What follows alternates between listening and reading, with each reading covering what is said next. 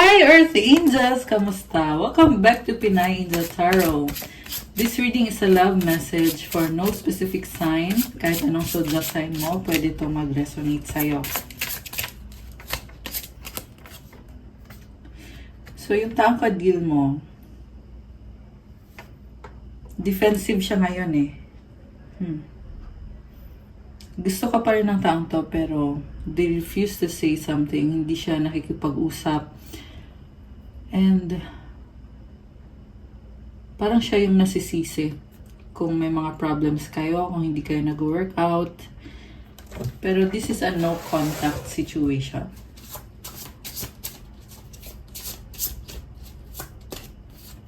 Parang tinitiis niya lahat ng paninisi sa kanya. Siguro dumating sa point na nagkaroon kayo ng maraming misunderstanding.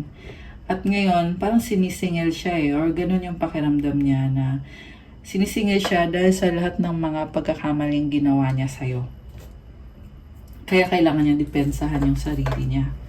This is a very passionate person. Ang nakikita ko sa kanya, selfish siya kasi inuuna niya lagi kung ano yung magpapasaya sa kanya, kung ano yung gusto niyang gawin. Hindi niya iniisip muna ikaw. Sarili muna niya. Yan yung priority niya palagi. And pagod siya. Pagod na siyang lumaban pero lumalaban pa rin siya. Okay. Ang tanong, anong pinaglalaban niya? And ang nakita ko dito, pinaglalaban niya yung sarili niyang happiness. 8 of Wands. Ang dami nangyayari sa buhay niya. Okay. Gusto niya mag-travel papunta sa'yo. Gusto niya makita ka, makasama, makausap. Marami siyang gustong sabihin sa'yo. This is someone na sobrang passionate sa'yo. The Moon. Malungkot siya kasi naisip niya, they're in their feelings right now.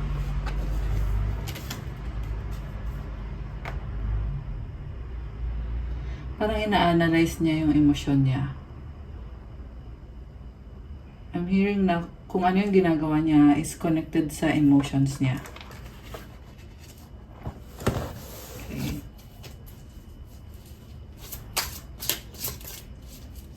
Also, yun na nga, gusto kanyang i-pursue pero at the same time, merong nakatago eh. Gusto ko niya makausap pero may tinatago pa rin siya. King of Pentacles. Focus sa finances. Someone very practical. Energy of Earth sign. Capricorn, Taurus, Virgo. Parang kontento na siya kung anong meron siya. May mga achievements na siya sa buhay. Meron siyang magandang bahay. Sapat na yung kaperahan niya. And tinatry pa niya improve yung buhay niya, improve yung sarili niya. So this is also someone na medyo materialistic yung nakikita ko, or mahalaga sa kanya yung material na yaman. Wheel of Fortune, 5 of Wands. Okay. So merong changes. Competitive. Ano nakikita ko sa kanya? Merong swerte. Energy ng swerte. And Wheel of Fortune is also about yung pagbabago sa sitwasyon niya. Kasi umiikot yung wheel, di ba? Umiikot yung gulong ng kapalaran.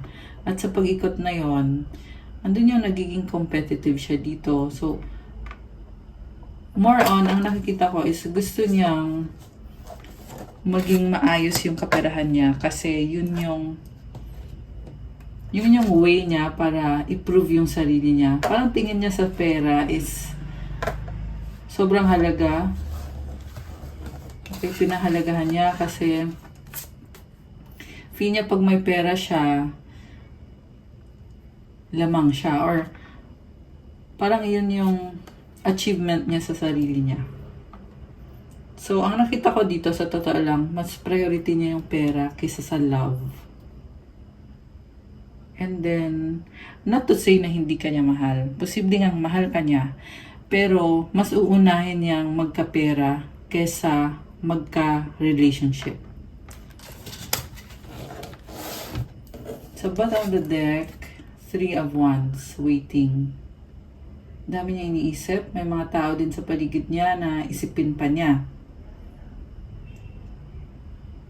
Paranoid yung nakikita ko sa kanya eh. Napaparanoid siya. Merong boat na tinatanaw niya. Okay. So, also, gusto niyang kumonek sa'yo. Gusto niyang maging masaya kayo. Gusto niyang gawing kang parte ng kanyang buhay. Hinihintay ka lang daw niya. Gusto niya ng commitment. Gusto niya magkaayos kayo. Magician. Manifestor. Alam mo, so nakita ko dito, hindi siya give up, ready siya. Ready for what? Hierophant. Commitment. Oh my gosh. Commitment. Okay. Tingnan natin guys. Oh. So, actually pareho to sa finances at sa love life. Feel niya hindi siya okay financially. Sa love life ganun din, hindi okay. Pero ready na siyang mag-commit. At also, ready siya at the same time, kailangan niya yung love kasi yun yung nagbibigay ng lakas sa kanya. Okay. Although sabi ko nga kanina, mas mahalaga kasi sa kanya yung trabaho, yung pera. Okay. Mas mahalaga siya. Medyo selfish yung nakikita kong energy. Knight of Swords. Explorer. Baka may kadikang Gemini. Malakasin dito ang Taurus. Cancer. Sagittarius. Fire sign. Aries yung Sagittarius. Earth sign. Capricorn. Taurus. Virgo. This can be any sign. May konting water sign. Cancer. Pisces. Scorpio. Ace of Pentacles. Pera. Upgrade. Bagong simula. Okay. Gusto niya magsimula ulit sa buhay niya. 7 of Cups. Naghahanap ng options. Or may mga options siya na tinitingnan. Death. Okay. Transformation. Kung dati, nalilito siya kung anong gusto niya, ngayon, nagtapos na yon. Yung kalituhan na yon. Oh, okay. May nakita din ako dito guys na sobrang niyang ino-overanalyze at emotional siya. Kaya yan din yung sisira sa kanya. Yung overthinking niya tsaka yung pagiging emotional. Kasi nag-death card dito eh. So parang self-sabotage. Justice. Okay, baba mo naman siya. Strong siya eh. Baka magiging kang Scorpio, water sign, Cancer, Pisces, Scorpio, Libra energy. Okay. So anong gusto mangyari na tong person na to? King of Wands and the Ace of Wands. Sobra siyang obsessed at attracted sa'yo. Physically attracted sa'yo. Okay. As in. So, gusto niya bumalik sa buhay mo para balansehin yung sitwasyon, para bumawi sa'yo, at iparamdam sa'yo na mahal ka niya. Okay. And the way niya iparamdam yun is more on through intimacy. Queen of Swords sa bottom of the deck. 10 of Cups. Alam mo, mahal ka niya, kaso lang seloso yung nakikita ko dito eh. Parang this is the kind of person na may make sure niya na siya lang ba talaga yung mahal mo. At 3 of Cups. Okay, may nakita din ako dito na pamilyado yung tao, pero hindi na sila okay nung ano niya, nung nanay ng mga anak niya. Hindi sila okay. Parang nakita ko dito, hiwalay na eh, hindi nag-workout eh. Pero at the same time, meron pa rin ditong communication. Okay. So, also, seloso siya, minimake sure niya na wala kang ibang mamahalin. Siya lang. Okay. At nagkakaganyan tong person na to. Namimiss ka niya sobra. Sobra siya nagkikare sa'yo at gusto niya iparamdam sa'yo na sobra siya nagkikare. Parang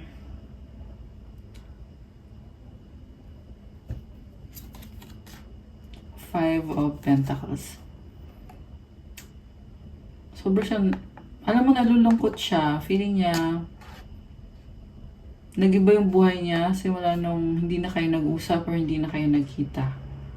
Or naghiwalay na kayo. Sobra siya nalulungkot. And at the same time, na-miss ka sobra. Parang gusto niya ibalik kung anong meron kayo. Grabe naman ito. Ayun, sabi ko na eh. Six of Pentacles. This is someone who really cares for you. So, malaking kasalanan ito kasi gusto niyang bumawi.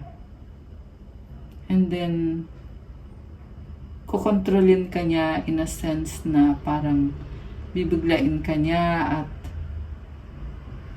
fina-fantasize ka nitong taong to eh. Ang dami niyang wish. Gusto niya mag-spend time sa'yo. Ang dami niyang wish na mangyari sa'yo sa buhay ninyo.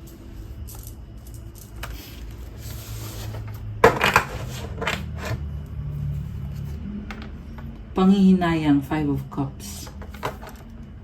Begging. Oh my gosh, bakit ganon? Nagbibeg siya sa'yo.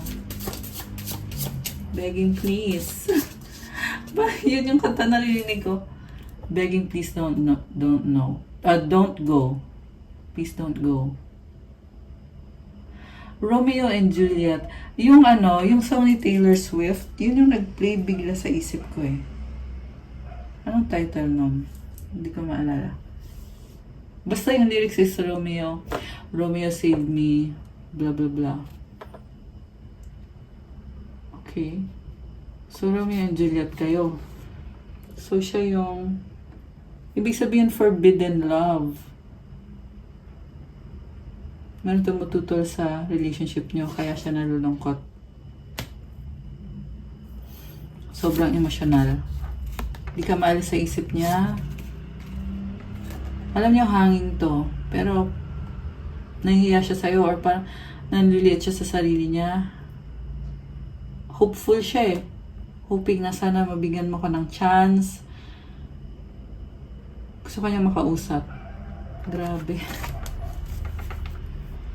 Knight of Pentacles. LDR yung iba sa inyo. Yung iba naman ay mabagal magdesisyon tong taong to. Two of Wands. Okay, observe. So, may mga plans siya, pero walang actions. Ayan. May hinihintay. Naghihintay ng sign. Alam mo yung nafe-figure dito, naghihintay ng sign na hindi dumadating. Or, kahit dumating na yung sign, ay talagang mabagal yung movement nitong taong to. Hindi siya umuusad eh.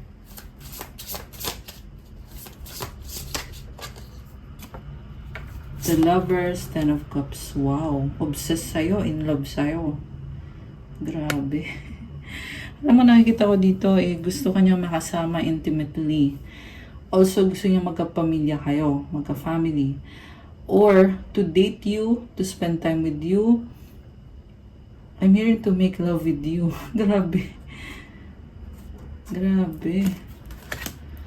Yung lang, this is a kind of person na ang dami niyang gustong gawin with you, pero so far wala akong nakikita ng action or Na-overwhelm, natatakot. Yun.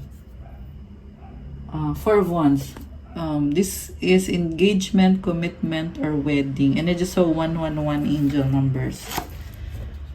Oh my gosh, with the 10 of Pentacles. I told you, gusto niyo talaga to spend time with you. Sobrang komportable kayo sa isa't isa. Or at least, yun yung nafe-feel niya sa'yo. Na yung connection nyo ay nagdadala ng stability sa kanya. Kasi, you're also very nurturing and loving sa kanya. Yun yung hinahanap-hanap ng taong to. Marami siyang gustong sabihin. Merong pag-uusap dito. Okay. So, i-heal yung connection ninyo. May nakita kong reconciliation dito, guys. At least sa part nitong taong to. And yung reconnection na yan ay nagdadala ng healing sa kanya. Yung alam, may ugali din siya na avoidant. So, kasi na-overwhelm siya. Kaya siya umiiwas. King of Cups, the Emperor. Sabi sa'yo, sobrang in love sa'yo. Grabe. Super in love. Parang wala na akong masabi. Six of Wands, victory, and this is also overcoming obstacles sa connection nyo. Gusto niya talaga na mag-workout to. Okay? Three of Pentacles, Temperance. Pinag-aaralan niya at nag-a-adjust siya sa'yo. Nahirapan siyang gumalaw or mag-move kasi nakatrap siya sa isang situation na okay, parang siya lang yung nag-a-adjust dito. May isang karmic situation na nagpapastress sa kanya. Also, I'm seeing this person na hinihintay yung tamang panahon to make an offer towards you. Nakikita kanya bilang Empress. Someone, syempre, divine feminine energy. Ganon yung tingin niya sa'yo. So much love, compassion. Sobra siya nagkikare sa'yo. Parang sinasabi niya dito na aalagaan ka niya. Okay? Confusion, beginnings, uncertain, unclear, unsure, try again, the direction, start over. Alam mo nakakalito kasi hindi nga kasi gumagalaw tong taong to eh. Lagi siyang doubtful. Pero gusto niyang mag-try ulit. Gusto niyang magkaroon ng bagong direksyon yung connection niyo. Gusto niyang magsimula ulit. Kita mo yung flower, hindi pa nagbo-bloom, di ba? So, pa-bloom pa lang. Takot siyang i-reject. Broken, shattered, heartbroken, destroyed. Loyalty, trusting, reliability, believing.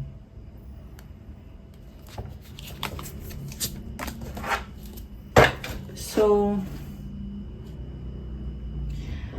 para sa kanya, ikaw lang yung mahal niya. Pero iniisip niya kung ikaw ganun ka rin ba sa kanya. Kaya broken siya pag iniisip niya na baka may iba ka na, nalilito siya. It breaks his heart. Kasi gusto niya magsimula ulit kayong dalawa. Emotional storm. Turmoil, unstable, affected. Grabe. Sobrang emotional. Possibilities. Free-spirited adventure risk.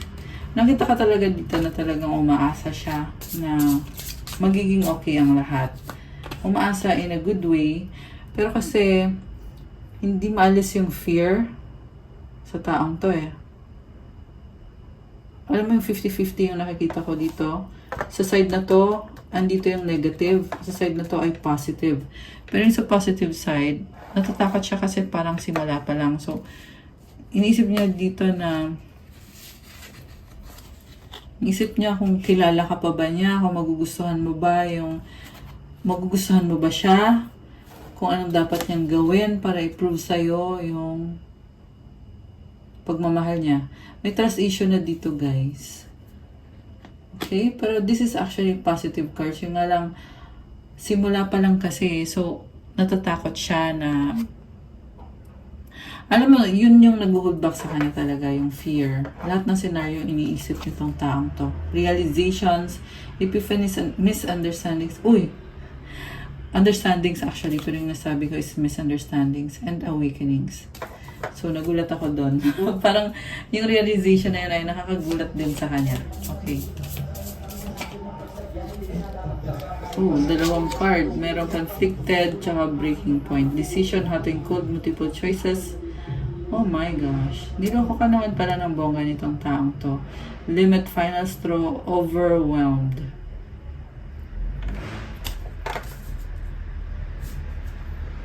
Okay.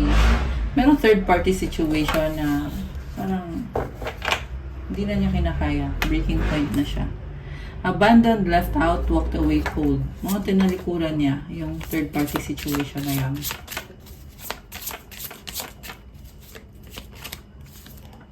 Nourish. Ang gusto niya mangyari is to take care of your relationship. Mukhang magsisimula siya sa sarili niya. Kasi tingnan mo to puro self. Self-growth, self-focus, soul-finding. Grabe ah. So, anong mga lesson na kailangan matutunan itong person mo? This point. Addiction, compulsive need despite negative consequences, get support and therapy, healing, liberation, support. So, someone needs to be healed sa mga addiction na yan kasi hindi na healthy. Self-compassion, spirit awakening. Embracing imperfections helps you find strength, growth mindset, resilience. Sit with your shadows, it's the way to enlightenment, intuition, spirituality. Okay.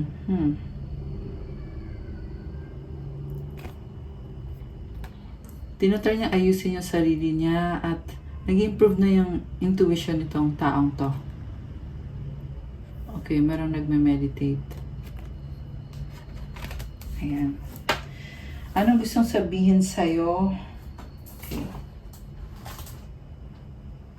Anong gusto niya sabihin sa'yo at this point?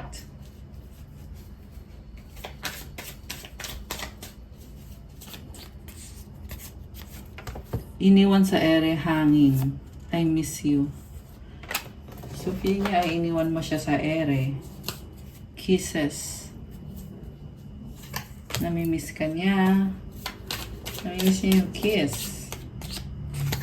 Usap tayo, talking.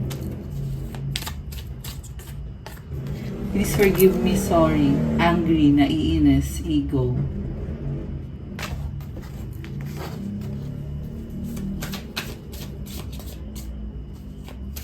So, sinong galit? Ikaw or siya? I need help, codependent. Hurt, healing. Muling ibalik, second chance. Ikaw lang, loyal. 144 angel numbers. Alam mo, I feel like this person is being guided kasi hirap na hirap siya when it comes to the second chance na gusto niyang hingin sa'yo. Gina-guide siya kung anong dapat niyang gawin. Guilty, nagkamali. Yung guilt din yung pumipigil sa kanya. Takot siyang, alam mo, this is someone na, alam niya nagkamali siya, pero yung kasalanan kasi niya is, sobrang niyang sinisisi yung sarili niya. Kaya ina-atake siya ng guilty feeling. So, kailangan i-surrender. Ayun yung nakikita ko sa taong to kasi sobra siyang hard sa sarili niya. Sobra siyang pinipressure niya yung sarili niya. Yun. Baby. Okay? Gusto niyo magka-baby or baby yung tawagan niyo. Ayan. Okay, guys! That's all for our love message for today. Thank you for watching. Please like the video. Let me know kung nag-resonate ba or kung nagustuhan nyo.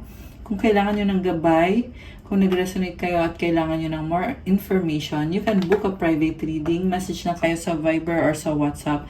Nasa description box po yung contact details ko.